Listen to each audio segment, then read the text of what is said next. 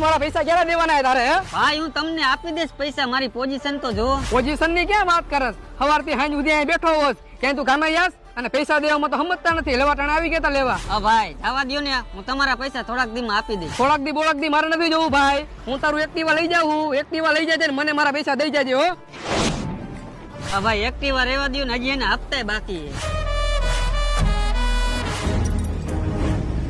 કેટલા પૈસા તારા દેવાના હે અને ક્યારુનો પક્તિનો શું થાય? તું પૈસા આપીશ એમ? ખબર હે કેટલા પૈસા દેવાના હે મને? અરે ગમે એટલા પૈસા દેવાના હોય, મારો ભાઈ આજે કામ ન હોય તો કેદી કામ આવું? ના ટી-શર્ટ બીશર્ટ મૂક. 15,000 દેવાના હે, લાવ.